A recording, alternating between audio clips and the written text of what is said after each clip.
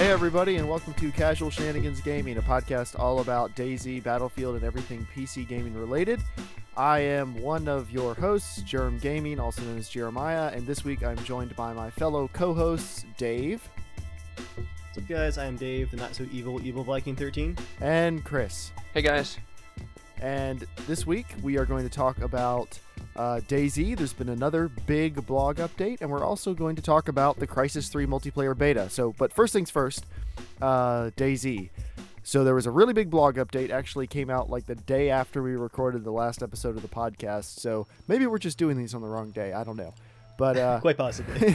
But a really big update came out, and so we've got tons to talk about. So as usual, I will turn things over to the master of DayZ, Dave.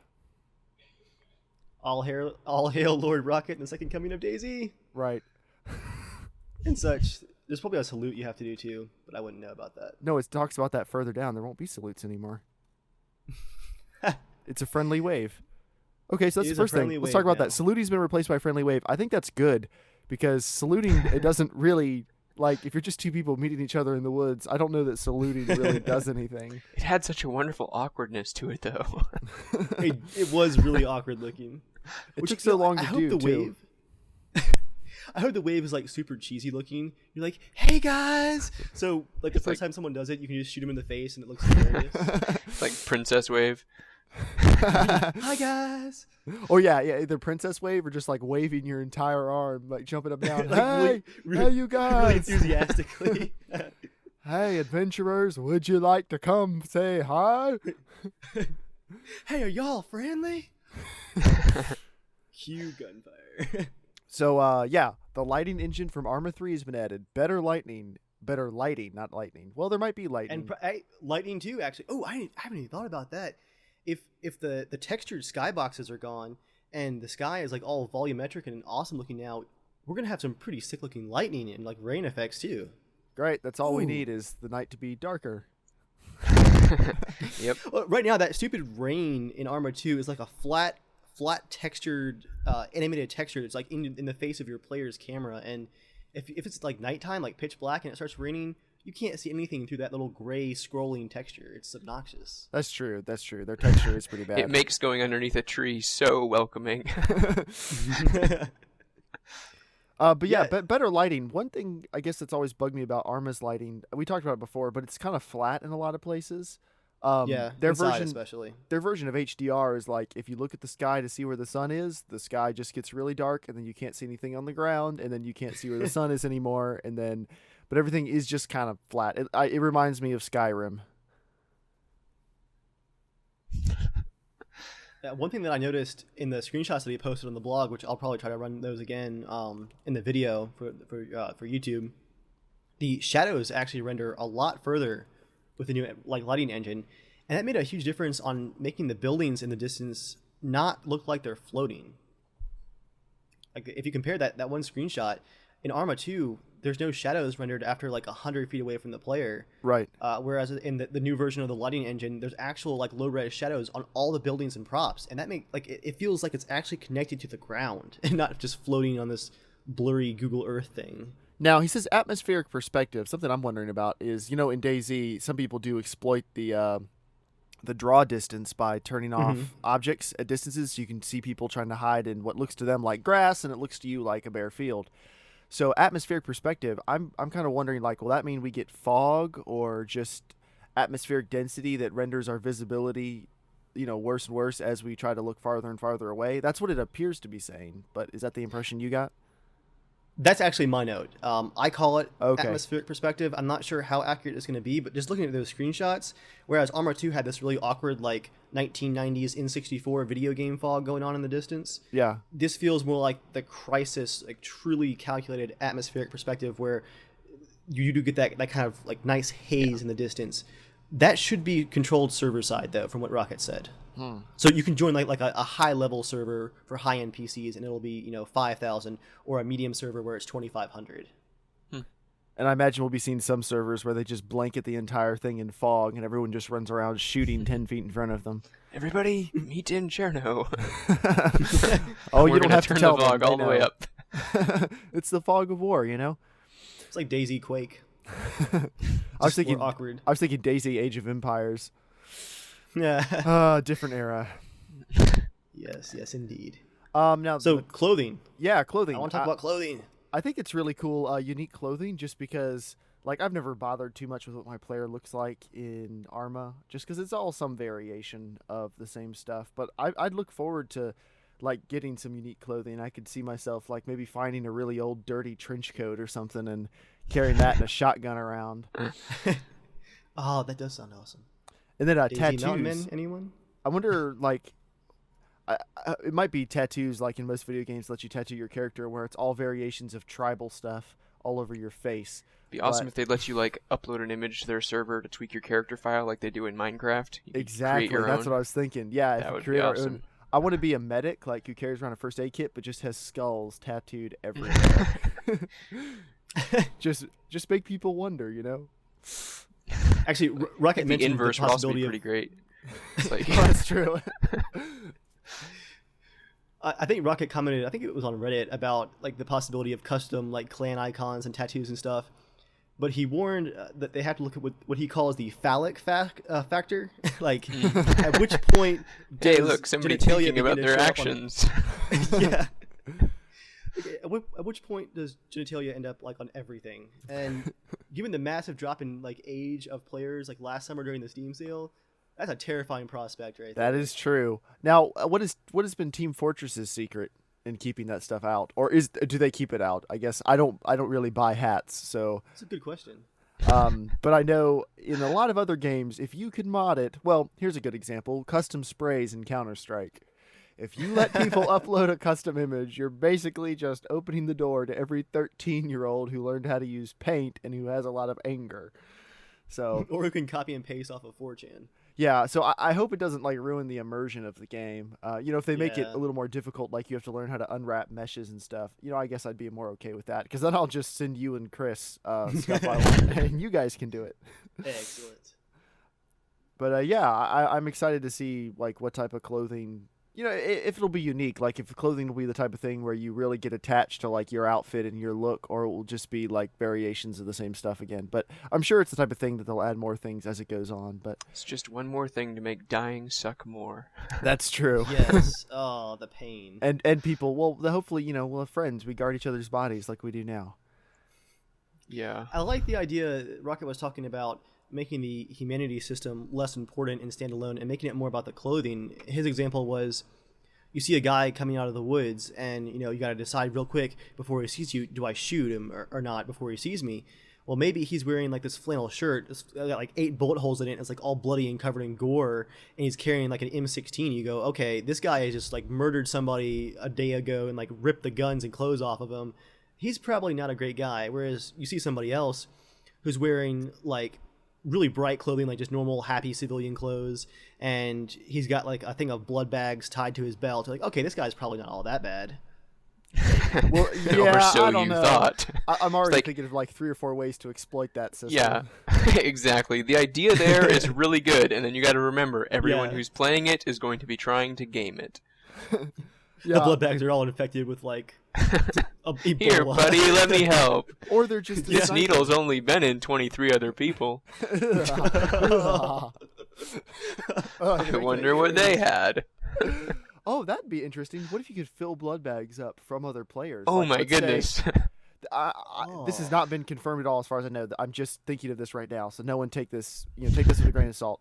But what if, like, say we're out in the middle of nowhere and you get shot and we kill the guy, but we don't have any blood bags and we don't think we're gonna be able to get to somewhere with blood bags, and I don't want to leave you alone. What if I could give you a blood transfusion? Like Co-op that stuff going on there. Well, that would be really cool. Like, that would be really good immersion, for the game. I'm hoping that they're going to make blood bags. Like, right now, you never find blood bags anywhere except if you go to a hospital, and then there's just boxes of them sitting out everywhere. So, it'd be nice if they, like instead of a blood bag, what if you were, like, draining your blood into, like, a Coke bottle to give a transfusion to somebody? Something really survival-esque. I think that'd be really cool. That'd be intense. I know, if it's not making you feel really uncomfortable on a regular basis, you're not surviving. You're going around hunting people being like, oh man, fifth guy and still no B positive. I'm just imagining like a whole group of people quartering some fresh spawn who has nothing, just like, look, buddy, we're just gonna take a little bit of blood and we're gonna send you on your way. It's gonna be okay, buddy. Universal donor. Universal donor. I can also see someone becoming like a serial killer where they just run around with an axe hacking people up, so they're just like dripping in blood from head to toe. They just like stand on the edge of town and stare at you. Imagine running into that guy in the middle of the forest on like, the edge of Electro or something. Who wants to be that guy? Yeah. So we're excited about clothing. Weapon customization. Get attached to your gun. Now, when he says no more finding full mag, something I'm hoping to see, and that I've never seen in any other video game, is, you know, we're gun enthusiasts, and we know that when you reload, well, one, you never reload as quickly in real life as you do in a game. Like, it's not 1.5, 2 seconds by any means. Speak for yourself. Yeah, anyway. No, but don't. Also, like, let's take an AR-15 30-round magazine. That takes, I don't know, Dave, how long does that take you to load one? Steel or PMag? The steel ones tear my thumbs up. Yeah, they're pretty rough. Let's say PMag. PMag, oh gosh, probably 2 or 3 minutes. Like exactly. Well, I've never done I it say faster. 2 minutes. I've never done it faster than about 2 minutes, just because you start out pretty quick, but then as you go on, you're pushing the bullets in, and your thumb starts getting kind of numb because you're pushing them, and the spring gets more and more compressed. You drop a few. Yeah, it takes a while, and in most games, it's like nope. Even in Arma, it's like nope. Reload, we're good to go. Well, so are you proposing that you're actually like reloading a magazine or switching magazines? Or like you're going to find magazines and you're going to find boxes of bullets? Well, I would like to find magazines with boxes of bullets, and he says you're not going to find full mags. I'd like to be able to combine magazines so that you don't just have a bunch of, you know, because like if you get in a firefight and you reload, you might have reloaded with still 4 or 5 bullets left in the other magazine, and you don't want to lose those bullets because it sounds like they will be more rare, but at the same time, you don't really have time to deal with it right now. And you don't want to reload the gun with a magazine with only 4 bullets in it from then on. So I think it would be nice if, like, even if it's sped up a little bit, if there's like some animation where your character can combine magazines, but they actually have to sit down and stuff them in. Because I mean, every gun or every game does that with shotguns. You load shotguns one magazine or one round at a time. So well, here's what we do know. We do know that there will be magazine combining and magazine like management. It sounds like Rocket doesn't want there to be an actual animation. You're just going to do that in your inventory system. That may be a little bit too much of the simulation stuff. That may just be not fun. That's true. As neat as it would be, maybe like in a hardcore mode or something. That's true. But yeah, just something so that a little more realism. I think that's what I'm looking for, is just a little more. As people who actually shoot guns, we know it's nothing at all like that. And if you could get the drop on somebody because your magazine happens to be full and he only has 2 or 3 rounds left in it, I would like that to be an advantage or a disadvantage that would be available. I want to have to pull the magazine out and look at it to check how many are left in it too. Yes, maybe taking it too far, but that would be sounds really like cool. Far Cry 2. Yeah. Yeah, that would be really awesome because, you know, on a steel mag for an AR-15, you can't really tell. You just have to kind of hold it and feel how many are left. But then, like on a PMag, you might have one with a window or something, so it's a lot easier. But yeah, I think that would be really cool. That would be awesome.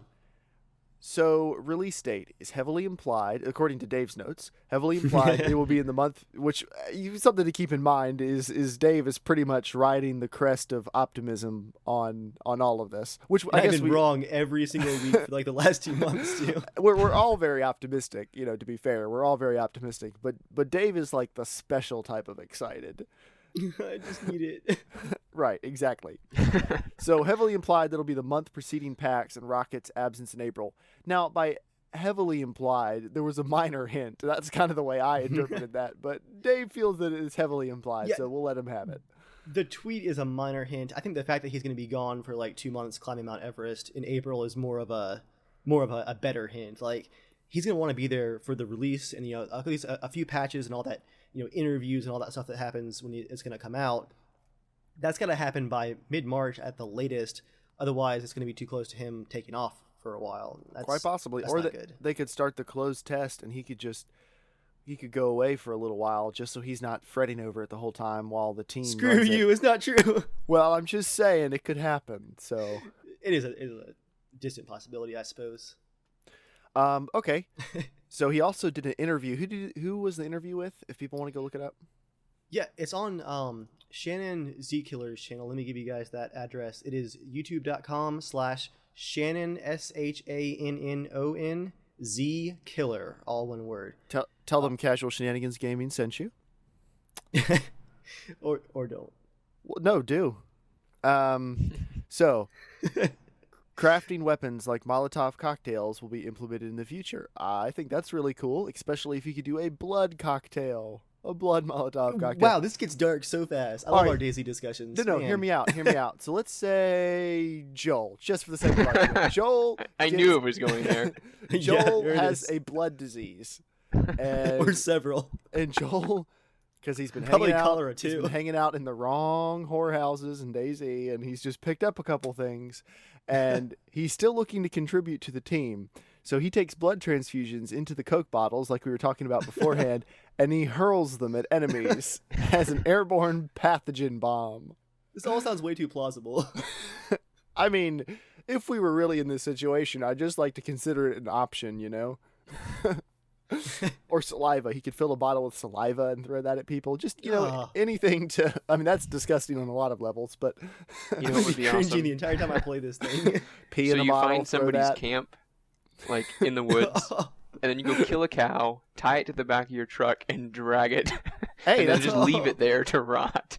Or dead people. If one of your teammates dies, drag them into someone's tent or something. Just, that's getting really medieval. Man, this is so dark. I'm so excited. Yeah, it's kind of terrifying. They're considering adding horses, which I think is pretty cool. Joel has talked about that a lot, wanting to see like horses. I see horses being killed really quickly, especially if they can be eaten. Yeah, but they're quiet. Did anyone else play Red Dead Redemption? Yes, amazing. Okay, so a little bit. I don't know if anyone else did this in Red Dead Redemption, but me and my brother never got bored of doing this. We would get riding through a town, riding as fast as we possibly can, and then we would look down and shoot our horse in the top of the head. And it would catapult us forward, and we would try to catapult through the swinging doors of the saloon. So it's like the ultimate gunslinger entrance is to be thrown from your dying horse straight through a saloon. People terrify me. All I'm saying is, if that was an option, I wouldn't say no. I think that would really fit the theme of the game, kind of moving towards it's been like maybe a year or so since the outbreak of the infection. Fuel's getting kind of scarce. Like Chris said, a horse would be quiet. And that's true. You don't have to fuel it. There's plenty of grass out there. This grass isn't infected. At least I hope not. Well, you know, horses will be great and everything, but I think I might even still prefer a bicycle. A bicycle, that's one of my favorite vehicles in the game because you can really go a very decent speed with a bike, and it's so quiet. Fast, even. It's quiet, and most of the time people don't want them that bad. Like, it's not like seeing someone with a really nice vehicle that you want to hunt them down and kill. A bike is only convenient for one person. So... I don't know. I really like bicycles. Yeah. If it was a horse, I'd probably like name it and ride off into the farthest corner of the map just so I can keep it alive. That's another thing. Like, what do you just tie the horse to a tree and leave it for a couple days? Like that. The horse may not be up for that. Now, streamers and YouTubers are a huge part of DayZ's success. Rocket is looking into hiring comic artists to create strips based off players' real in-game stories and adventures. Explain that a little more, Dave, if you wouldn't mind. Basically, in the interview, Shannon asked him like how streamers and YouTubers have played a part in just the massive, 1.5 million players that DayZ ended up with last year, coming out of nothing. A little alpha mod for Arma 2, and Rocket was basically saying, all these YouTube channels and people that were streaming constantly and getting people into these stories and these adventures, that's what caused the game to explode. Even PC Gamer had like a little developer diary or adventure diary series going that you could follow. Yeah, so they're thinking about hiring comic artists to make just to take the funnest or most interesting experiences and turn them into a comic strip. Yeah, and I think that's a really awesome idea. I'm looking back at gosh, how many DayZ videos do we have now? Like, it's got to be over 100. And every one pretty much has some sort of just crazy awesome adventure that you couldn't get anywhere else. And that would be really cool to see that in like a Walking Dead style comic book just laid out there for people who don't get into the videos. That would be just amazing. It would be interesting. I guess I'm more of a wait and see for this right now. And that's just like, he's in talks with a couple of guys. It's just one of those, pie in the sky ideas that wouldn't it be cool if kind of thing. Right. And everyone just keep in mind that we only get our information from the same sources as everyone else. So a lot of what we do is speculate based on things that are likely true, but we do speculate on a lot of stuff. So don't take anything we're saying as like an ironclad guarantee, because we're fans just like you, and we don't know much more than you do. Except for Dave, who is always on the cusp. Dave is browsing the internet for every last scrap of information, so multiple tabs. We average out to having an average amount of information about it. Let's just say that it's knowledgeable speculation. Knowledgeable, yeah, I would agree with that. It's a calculated guesses, which occasionally crash and burn. So there will be notes in game and even books at some point. Now I've got a little anecdote to add to that. My family went camping, or not camping, but we went on vacation this past year to a cabin in the mountains of the state we live in, and the infection started. Well, good timing. They had a guest book there, like a little guest diary that everyone who'd stayed in there for a week or so would write a little. This is what happening this week, and it was all really lame. Like, we went to the lake and there was a fish. Then we saw a deer, then it was hot, and it's so pretty here, and we had a good time. So we had decided that was just not really going to cut it. So I looked up the exact wording for the passage from the Fellowship of the Ring where they're in the mines of Moria, and they're reading the last diary entry of the dwarf. I don't know if you guys are familiar with what I'm talking about, where he's saying, like, noises in the deep, they have overrun the dining halls, and whatever they say, and then it ends with, they are coming. And then my little sister took the pages of the journal and singed the edges with a candle. And then we kind of like rubbed soot on the pages so it looked really bad. And the last couple words trailed off. And then we left it for the next person. Hopefully, that's amazing. Just to give them a little chuckle in their day. And I'm hoping that if there are notes in game, we can do stuff like that. Because now already people taunt each other with notes on the in-game map. Like, Beans here. Well, if you guys have watched our series for a while, you may remember when we discovered a duper camp way up north off the edge of the map, and we proceeded to completely suck them dry and steal all their stuff. And then the guy spawned in midway through us loading up everything and killed Dave, and we injured him, and he alt F4'd, and we were able to get away. And we never really did anything with all the stuff, but we mostly just took it just because he was duping and we wanted to. He also did steal our UAZ, so we wanted that back. Because loot. But he joined in a couple minutes later, and we had put a note on the in-game map saying, tons of loot up here. And then he wrote a little note saying, well, I got one of you guys. And, we were just kind of joking back and forth with him before he quit to another server, like a pansy. And then never came back according to the server logs. Yep. So I hope we can do stuff like that, but like at the entrance to a town, like what if you could hang a note on a road sign that says like, beware all who enter here. There's a grumpy old troll who lives under the bridge. Or we could just leave notes everywhere that just says, beware of Joel. Just everywhere, like every town. Oh, we should do that. Beware of Joel. Or, well, no, use his in-game name. Wilson is coming. Wilson. That's terrifying. Exactly. I'm going to actually tie this into a point I was going to make a little bit later because it is kind of related. Shannon asked Rocket about like any kind of mission system, and this is something that Joel like rabidly wants. Speaking of Joel, he wants direction and like some sort of like get a quest to go here kind of thing. Too. But I feel like that would just really break my immersion. Well, not if they're NPCs, but what if there was a system like, because there needs to be an end game for DayZ. We've talked about this before, but if it's just survive indefinitely, then we will get bored with this after a while. But what if this was like Eve, where it can actually turn into like a functioning world that the players create? And like, what if there was enough of an economy, or even if it was a barter economy, and you could set up quests, like you could set up in a town and say, you're really good at repairing vehicles. So you could send people out scavenging for parts for vehicles and you pay them, and then people pay you to fix their vehicles, like, or, to buy parts from you, stuff like that. Like, what if there was a system set up like that to make the in-game interesting so people could have more dedicated roles and stuff, and you could create quests if people wanted to take them up, almost like mercenaries. I mean, would you be excited for that? I think I would. Yeah, absolutely. Well, if it's done in the way that Rocket is describing it here, and this is how it ties into notes, is he wants the notes and books to be what drive the missions. He doesn't want you to like go to point A, talk to the NPC there, and like a giant thing pops up on the screen like, here's your objective with a marker on the map. He wants you to like find a note that says, so and so killed my brother, and I last saw him in this area, and this is what he looks like. This is the gun he was using. If you can kill him and bring me proof, I'll give you this, and stuff like that. Where there's no real direction. Like you have a goal, but like you decide how you do it and what those goals are. Like it's all player based. Right. Yeah. Yeah. As long as it's all player based, I don't want there to be NPCs. That would be my preference. Yeah. Or like giant UI overlays. That's what scares me. Like mission 1. All right. More civilian weapons, less weapons overall, which I guess means less variety or fewer of them in the map.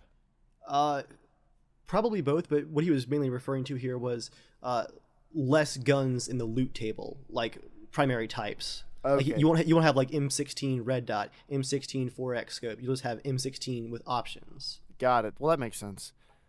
But tons of customization means you'll see many, many unique variants. Hopefully that doesn't mean the same thing as Battlefield 3, like so many attachments, hundreds of attachments for all the guns, and it's the same 15 things for every single gun. And, even if you don't want a 6x scope for your MP7, you're just kind of stuck. And then everyone uses like the same 3 for... Well, I mean, anyway. If they make a better combination than foregrip, heavy barrel, or silencer, and a red dot sight, I would use it. But since that is pretty much the best combination almost all the time. There you go. Exactly.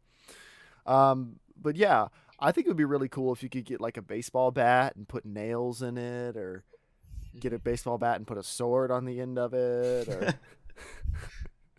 golf clubs. I think you'd really Grand Theft Auto here, Yeah, this is sounding going more direction, Dead Island to me. Have you? Dead Island. I haven't played Dead Island yet. From what I hear, you pretty much do just grab whatever and beat zombies, right?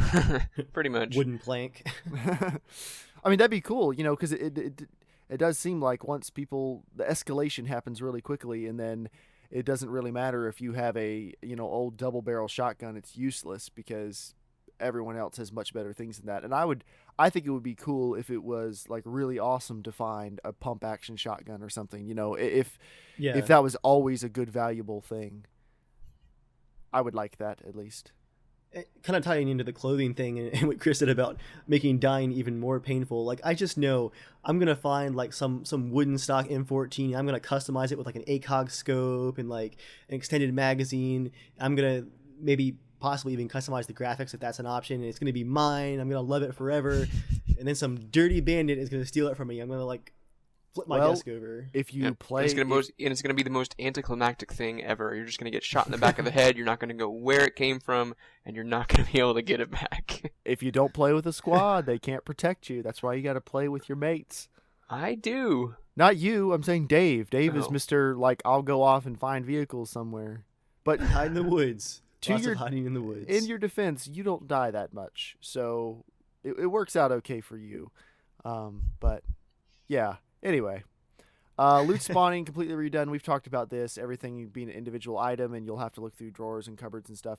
Something I would also like to see for scavenging for vehicles, since I'm really hoping, and this is alluded to farther on, that vehicles will be improved at launch, but still function as they did in the mod. Later, they will become customizable and upgradable.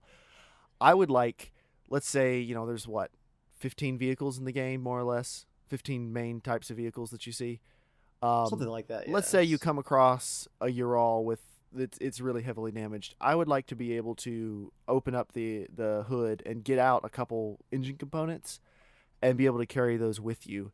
Or be able to take tires off a working vehicle and carry them to put on a non-working vehicle. Just like, plausible stuff. Not everyone's not going to know how to rebuild an engine in the woods with no tools, but most people would be able to figure out how to change a tire or to get spark plugs out of something or siphon gas, or take the battery. Yeah, stuff that's a little more universal between vehicles. I think that would be really good to see. It's kind of a way to save your vehicles. You just like take all the tires and put them in your inventory before you log That's true. off. That's true. I'm logging out. I'm taking my toys with me. Actually, that's got the spark plugs, the battery, and the wheels. Well, good luck taking that. We figured out how that's going to be exploited.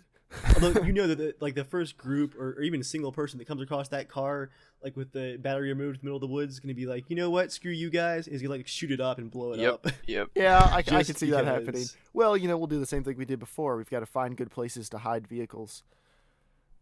We'll dig a giant hole and park them in the hole. Oh, camo netting! I want camo netting. Yeah, that would make a lot of sense to have that. It's in Arma 2 right now. It's just that it's an awkward, like, solid object, and it's really only useful in the map editor. Like, there's no organic way to place it right now. And we've talked about before, contaminated water is going to play a huge part in the disease system. You have to boil water before drinking it. I think it's interesting saying that clans could take over a clean body of water. That could be an issue. But yeah, if you can go down to the sea and gather seawater and boil that, then that could fix the problem. There's an idea. Although to boil seawater, you do have to have some method of capturing the steam, because the steam is what's sanitary at that point, because you're boiling and leaving salt. So I guess it would have to be a little more involved. Tasty. But you can still do it. Like, it's still possible. So yeah, we'll see. That's another one of those things I'm interested in seeing how much that really plays into the game. I'm kind of interested too to see. I'm not sure if he's going to release these, but Rocket was talking about once the main hive goes live and people dive on and start playing with these disease systems, they're going to have the ability, at least from an administrative point of view, to see like heat maps of these different servers and watch different diseases spread and die out and like, see like contaminated water. I want to see that stuff. That sounds amazing. It sounds like it could be amazing. The potential is amazing. Keep in mind, this is a little bit like Star Citizen. Star Citizen is a game where, like, once you read the proposed feature list, you're like, oh my goodness, oh my goodness, oh my goodness. Take my money, take my money. My wallet won't fit in the screen. But they haven't delivered yet. Yeah. And DayZ delivered a really excellent premise, but then they also patched it for months, and it's still broken. And granted, that is because part of that's a mod, and it's a mod on top of a really clunky, broken game. But, let's not get too excited about some of this really, anything they say, well, in the future, it'll be so-and-so. Remember, that's what the War Z dev said, too. Whoa. Now, hold on. Now, they were a lot more dishonest about, it'll launch with this and this and this. But when confronted, what they basically said was, well, those are features we'll add in later. Well, later is very ambiguous and doesn't make the game good now. So especially when the store page says available now. Well, I understand. Like, I agree with you on that. I'm not defending the War Z or trying to compare it to DayZ. What I'm saying is, don't get too excited by all these promised features, because promised features, they could be 2 years out. Like, the initial game has to be stable or it will not work. If it's as broken as the mod is, then I don't think it's going to take off.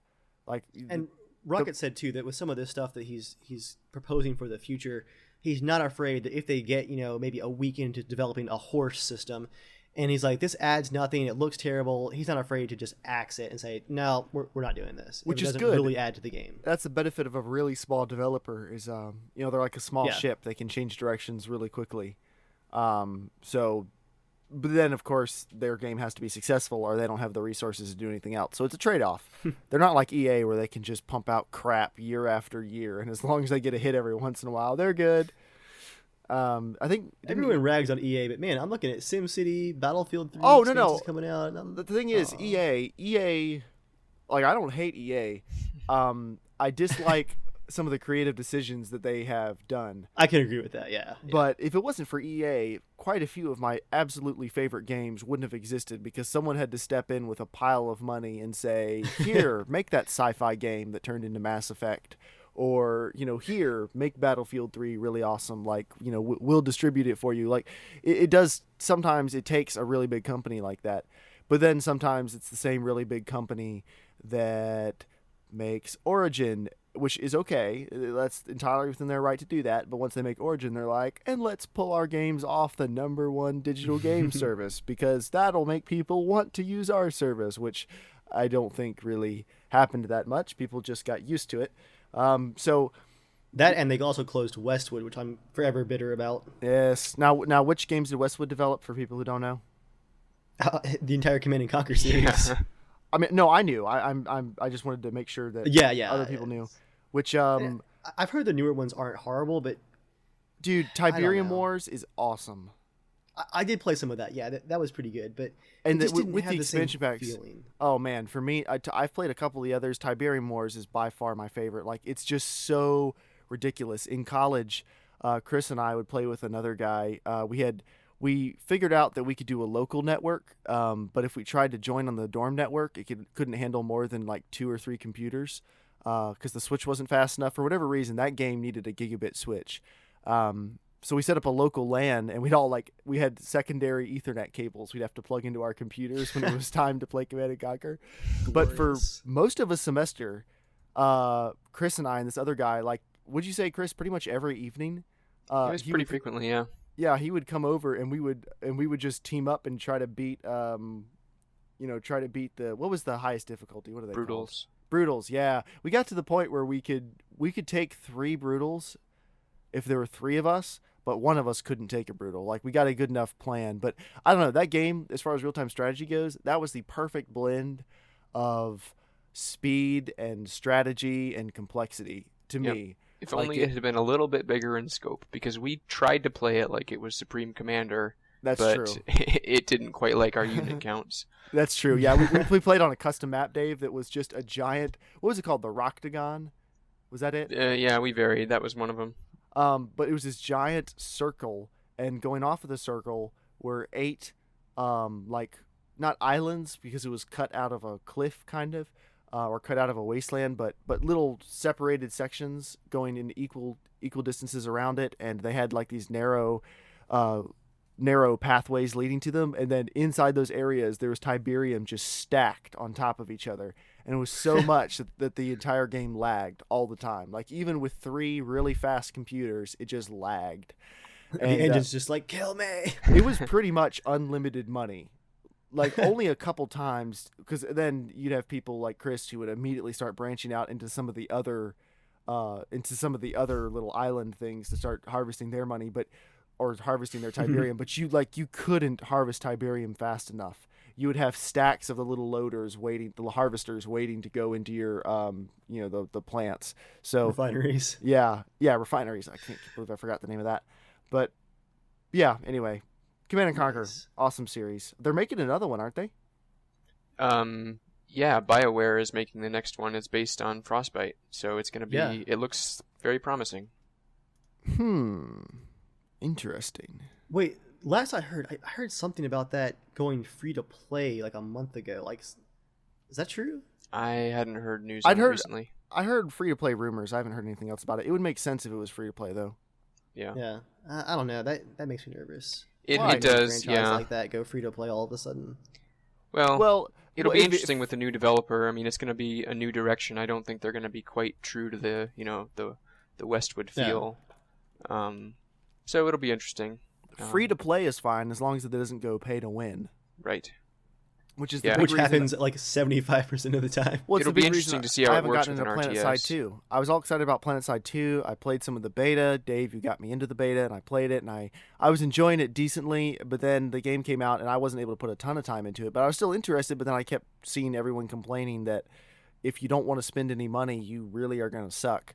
So I've never really gotten back into it because I'm just not really, like, I don't like the game enough to buy it, so I don't really want to have to put money into it to be competitive. Speaking of free-to-play games that are balanced and not pay-to-win, Tribes Ascend.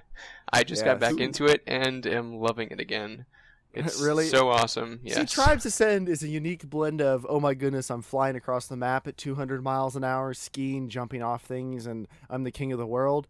It's a blend of that and how on earth did that person kill me from 1.5 miles away? It's called Practice and Talent. It's so wonderful. I know.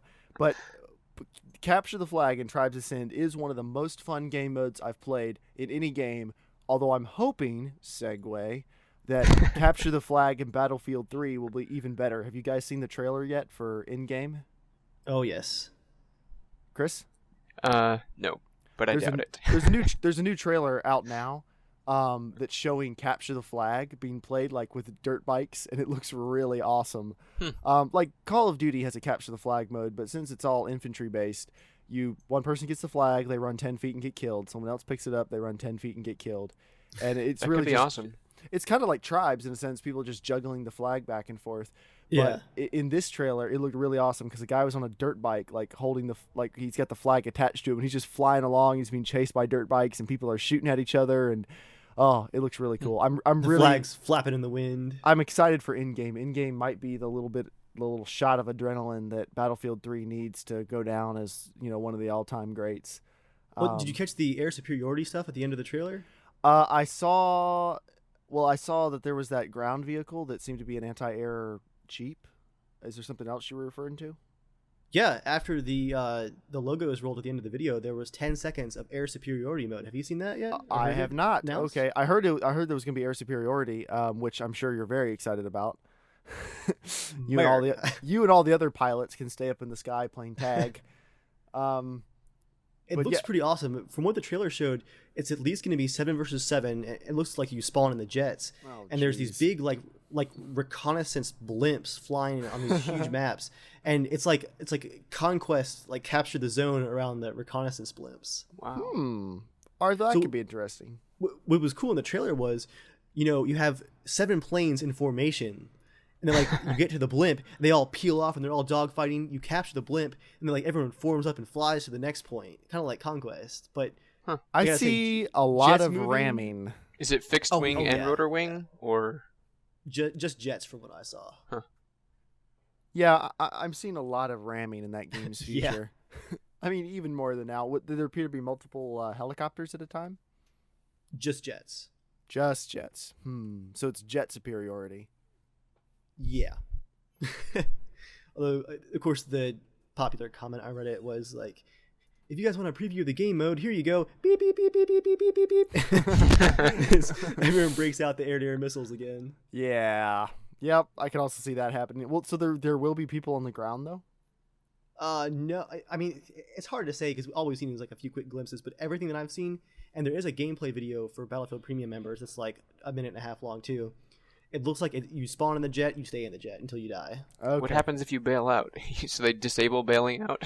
Because they don't want people to be able to run around? Or it's like every time you bail out, your chute fails, so you die when you hit the ground. Yeah, you eject through the cockpit and die. But yeah, that looks really intense. I'm excited about both of those modes a lot. And I'm interested in seeing what maps there are. So far, the map they showed for Capture the Flag looks like it could be Armored Kill or Caspian Border or any of the other, they're kind of, the variety of maps, Aftermath notwithstanding, has not been as large as I would have liked it to be. Just really? A lot of the maps, you haven't seen them do anything really out there. Like your idea for the map you submitted to the map contest, Shenandoah, that was the name, right? Appalachia, sorry. So close. I think that's a really awesome idea. Or I've seen other ideas of having a town, just a typical American town with a mall in the middle and suburbs and stuff. That would be really cool. And they've certainly had the ability to do it, but it seems like they pick a lot of wide open stuff. I don't know. Did you see the naval one that got submitted for the contest too? That one looked like fun. You basically, the Russian team attacks a fleet out on the ocean. You go from ship to ship, taking the flags. Oh man, fighting between the decks. What if there was rush on an aircraft carrier and you have to move up? That would be really awesome. Use the pontoon boats and the Amtraks and the helicopters to go from ship to ship. I mean, all I'm saying is there's gonna be 20 something maps by the time it's all over. Oh man, yeah. I mean, there's gonna be a ton of maps, good maps, really good maps, but.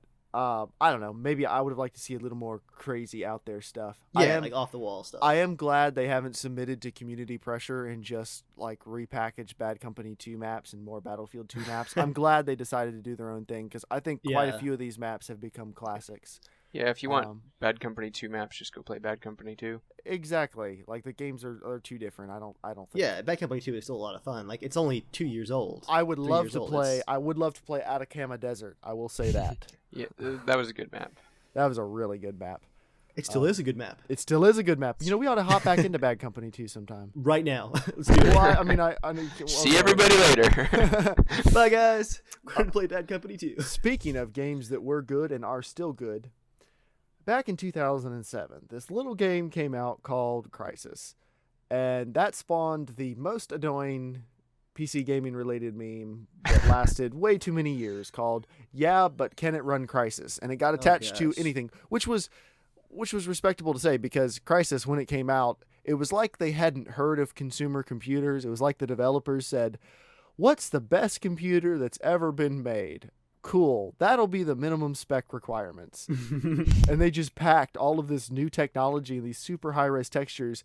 And if you look at the computers that were out in 2007, like dual cores were just then starting to become a thing. Like, okay, you should definitely have a dual core in your computer. And AMD was making really good stuff compared to Intel for the money.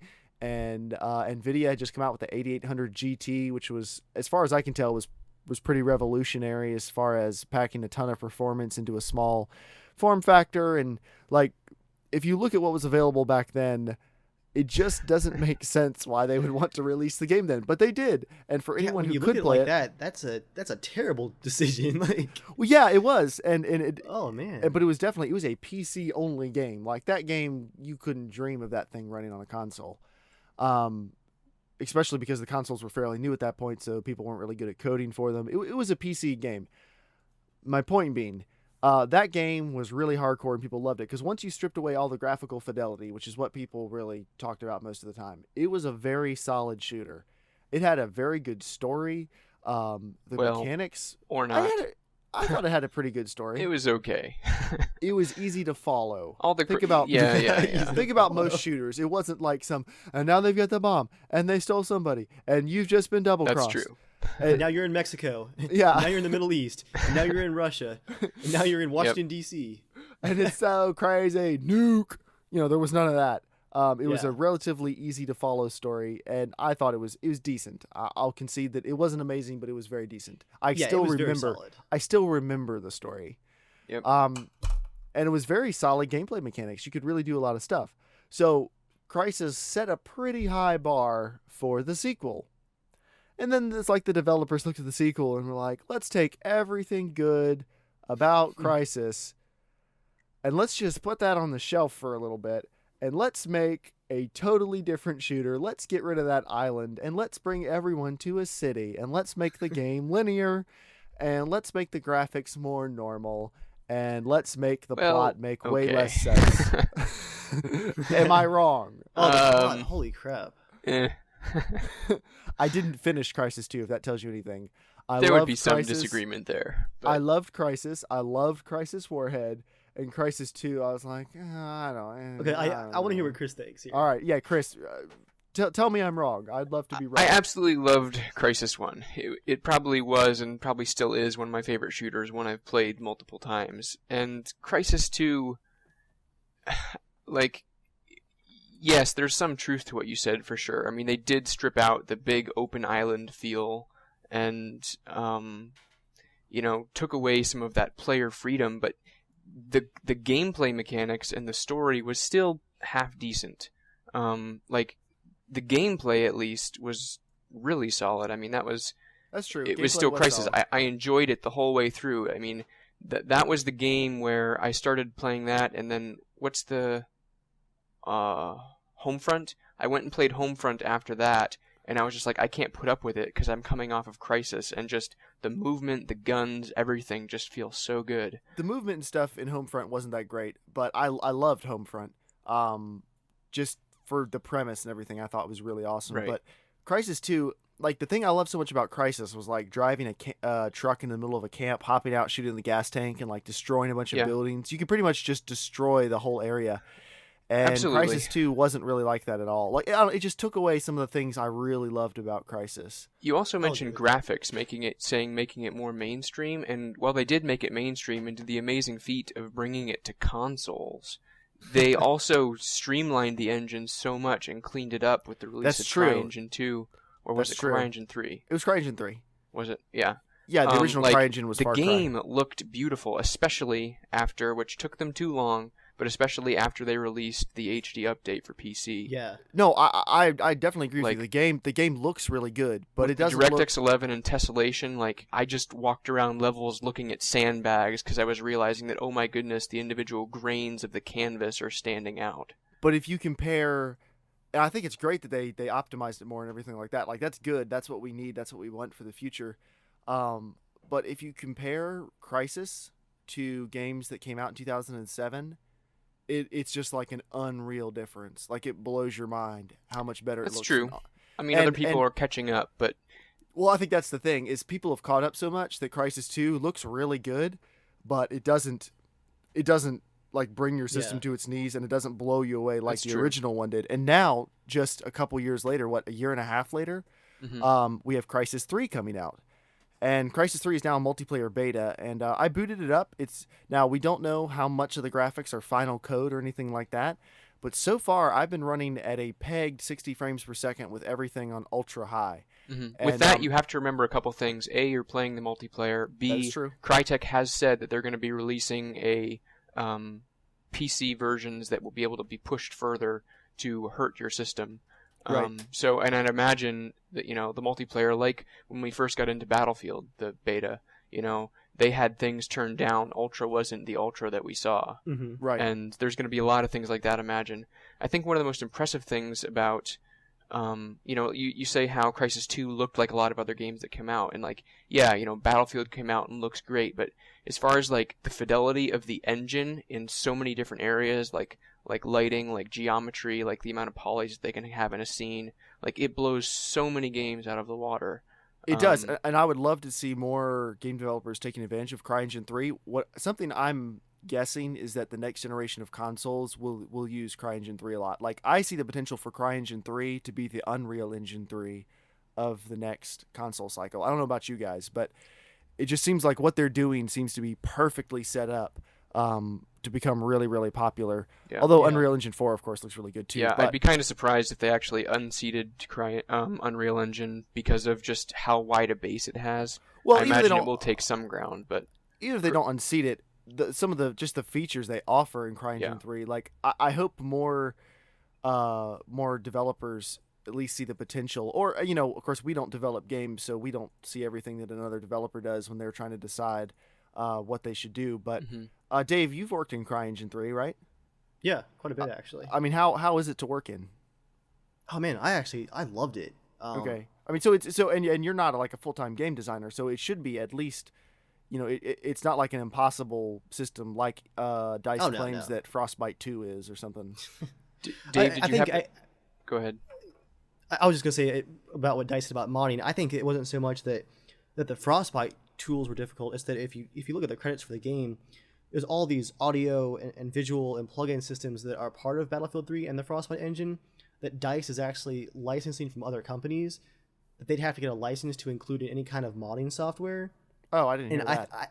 I think that is actually why we got no mod tools for Battlefield 3 was because to set up like a development computer, like a development system for Battlefield 3, you'd have to have all of those plugins, like all your ducks in a row and licenses for all of that, and that could get terrifying.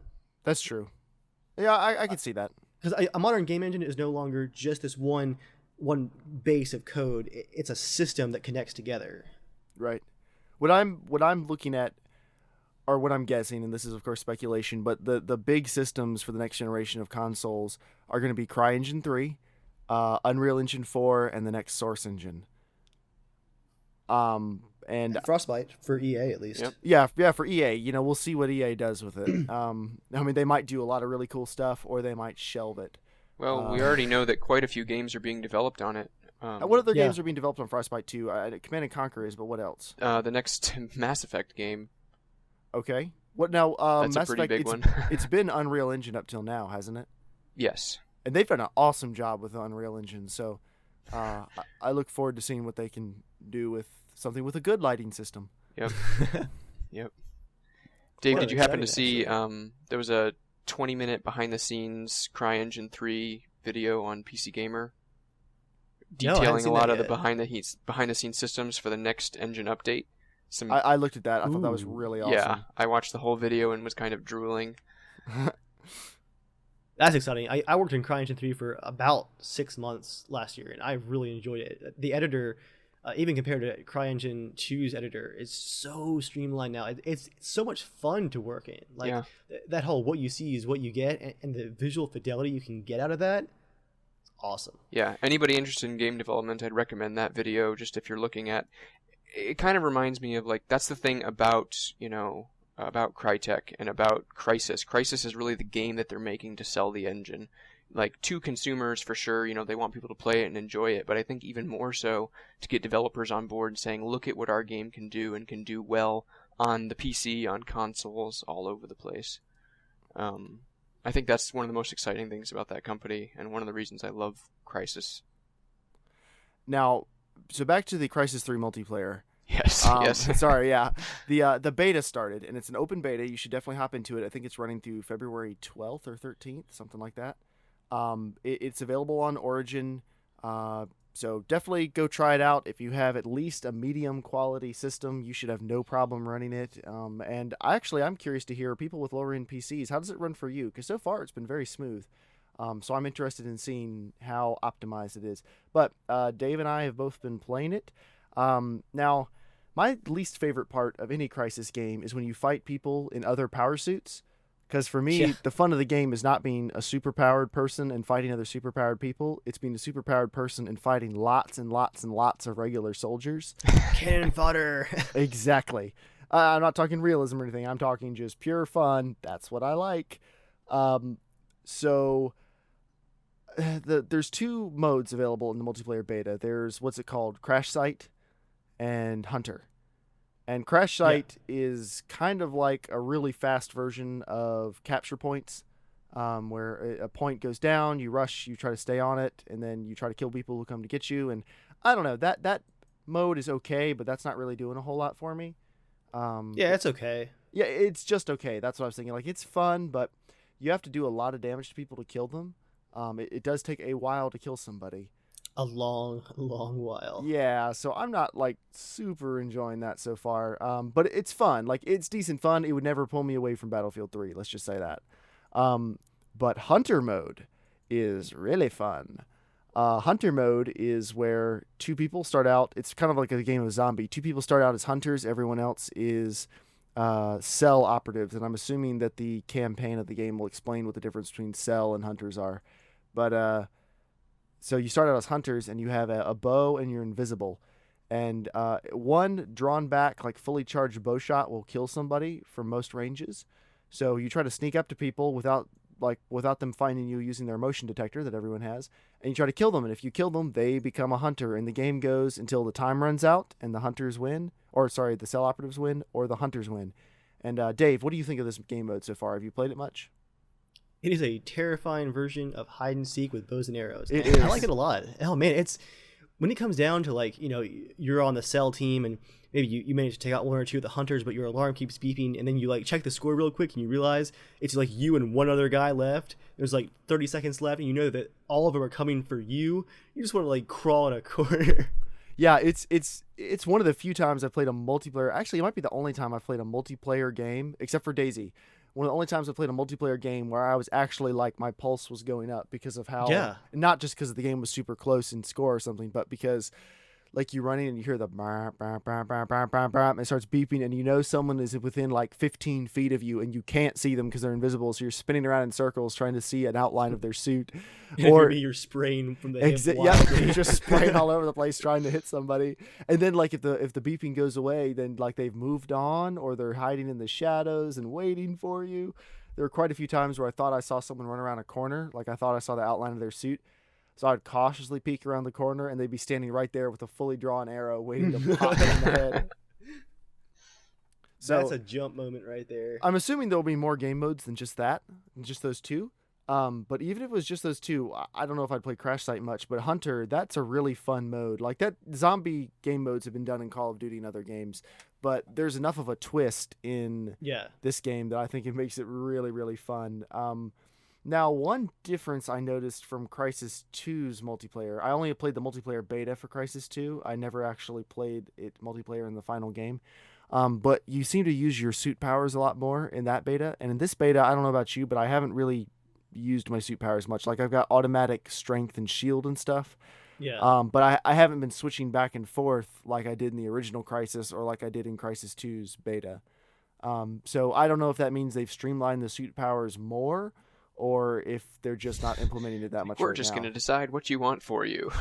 Well, right, and that was one of the big things about regular, like the original Crysis, was if you switch to super strength, then you have like no recoil on your gun, or you can throw cars or punch cars through the air, or you could punch your way through a ceiling and crash down on someone. There's the little things like that, and I'm interested in seeing what they do with this. Like, I like their idea of having it set in the same city dome thing that's kind of decaying, and because that means they can reintroduce all the jungle stuff. It seems like they don't want to act like, okay, the city was a giant mistake. They want to give the jungle back to all the people who want the jungle back, but they can act like, they can pretend like this was their plan all along. The whole premise of it is just crazy. Yeah. What'd you say, Dave? I'm just a sucker for anything like super apocalyptic. Like, what was that Discovery Channel show? Like, after people are all gone. Yeah, After Us. Yeah, just I could watch the CGI from that show like on a loop for hours. It's fascinating just to see that. Like, I never actually watched civilization. Is it worth it? It's worth skipping through. Like I said, I watched the Okay. CGI. I'm not sure how much the commentary. And here's the real question: is it on Netflix? That is the real question. Actually, I wonder. I could probably check. Let me see. Netflix, bring it up. Yeah, going back to Crysis 2 for a second. Jeremiah, you mentioned the plot Yeah. earlier. Yeah, I'm about 2.5 hours in. I'm actually really enjoying the graphics. They're different, but they're still pretty cutting edge. But man, I am so confused with the plot. Like Crysis 1 had that like. Yeah, the plot in Crysis 2, because in Crysis 1 you had that really awesome cliffhanger at the end where you're like, Yeah. like I was like, oh man, I can't wait for Crysis 2 to see what happens next. He should have picked up right there. Like, that's what I Yes. wanted. Yep. Not, And then- who's Nomad? You're someone else. I am 2.5 hours into Crysis 2, and I still have no idea what I'm doing or how it connects to the game that shares the name. Like, Yeah. Yeah, that was actually, that's probably my biggest disappointment with Crysis 2, was like, I was all excited to find out what had happened to Prophet and see the continuing adventures of Nomad, but instead they were like, would you like to be someone different? No. Well, in it a different doesn't place matter. across the world. Yeah. Would you like to only be slightly related to the previous game? You're in luck. Yeah, I'll completely agree with you there. I think gameplay-wise, compared to Crysis 1, I didn't think Crysis 1, I loved the beginning, but then it was switched to the alien section, spoilers, and I thought that, like, they just weren't that fun to fight. That whole section kind of dragged. That's very true. Where in Crysis 2, the aliens throughout were enjoyable to encounter. Like, they're harder than normal soldiers, they act differently, the AI is significantly different.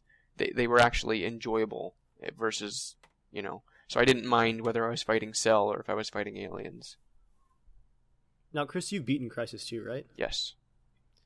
Does it ever like connect completely where you're like, okay, I get it now? Kind of. Well, I'm never playing it. That's comforting. I'm never going to finish it. Actually, I probably am. I bought it on an Origin sale for like $5 2 weeks ago. Yeah, me too. I bought it for 10 like 2 months ago, but yeah, same thing. I guess I probably will play it. You It's probably won't maximum be edition, terribly I don't know what that satisfied with is. the ending. Just saying That's that. encouraging. Saying you probably won't be terribly satisfied. That's a glowing endorsement if I've ever heard one. You probably won't love it. If you're looking... Yeah, anyway. All right.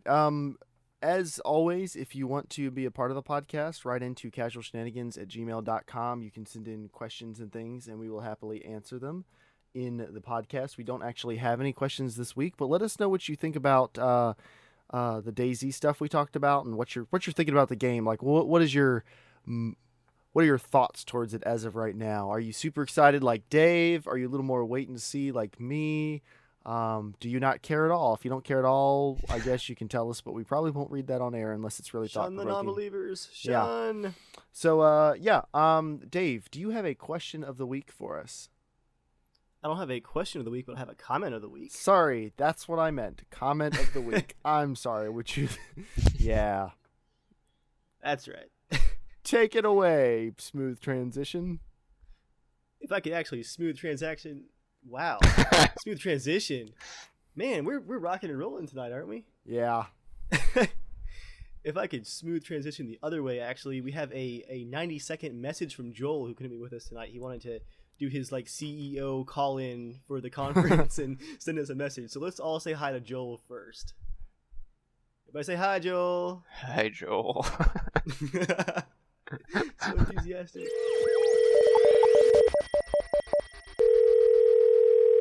Alright, so this is probably the most dangerous thing to do ever, but I'm going to record while I'm driving because I decided to skip out on the podcast tonight because I know Dave was just going to be talking about boring DayZ stuff. Just kidding.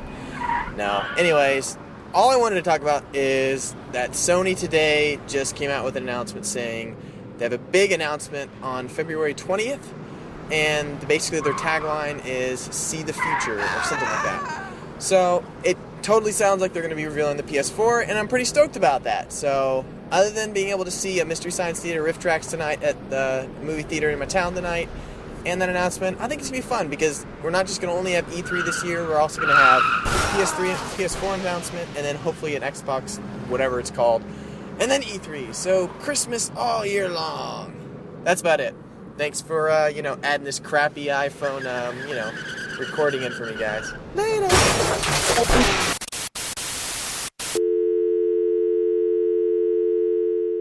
All right, guys, so that is going to be the podcast for this week. We will, of course, be back again very soon with more DayZ updates. When we see more more in-game information about Battlefield, we'll talk to you about that. And what is everyone planning on playing this week, real quick, before we go? I'm planning on playing some more Tribes and a fantastic little game I just downloaded the demo for called Teleglitch. I'll probably be playing some of that.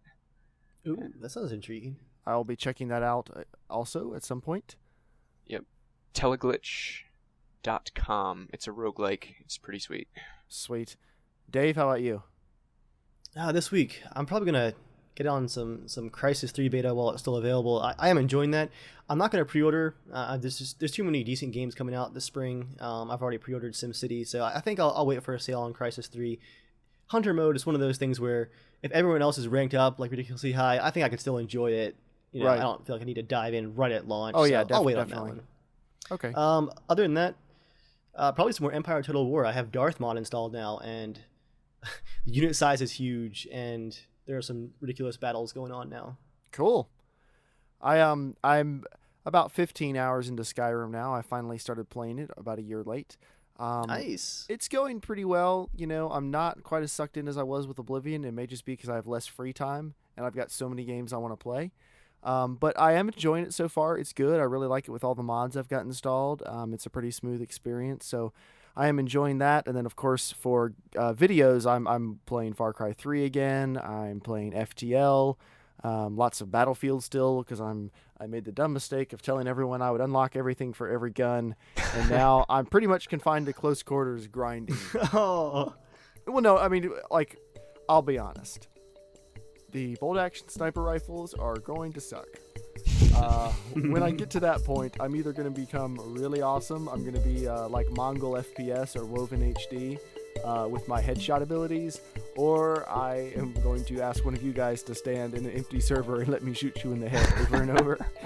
Or just take the coward's way out and play hardcore and hide in a corner. That's true. I could do that as well. But no, I really do enjoy it still. They just kept adding more guns to the game, and now I'm way behind. I'm just imagining some poor player with like a giant sky of falling guns, like just piling up on top of them. Like, please, no more. But yeah, so that's what I'm playing this week. Yeah, thank you guys for listening. Send in any questions, comments, or anything. Follow us on Twitter at Casual Shenanigans. You can follow Dave at Evil Viking, just Evil Viking on Twitter. You can follow me at JERMgaming, and of course we have YouTube channels which you might be watching this on, or you might be listening to us on iTunes. So hello, iTunes people. But thank you for listening, and tune in next time. Quick shout out to hi Ben, hi Paul, thanks for listening. You guys are awesome. Who are they? My bosses, actually. Oh, sorry. Hi, Dave's bosses. You guys are cool. I think it's kind of awesome. Both of my supervisors listen to the podcast, which I just learned that Paul listens to it like yesterday. Like he was just talking about what we were talking about last week, and I was like, "Wait, you listen to the podcast?" It's like, yeah, totally. Okay. All right. Well, shout out to them. Thanks for listening. Thanks to everyone else who is listening. You guys are awesome. Yep. You guys be sure to have a really awesome week, and we'll see you next time.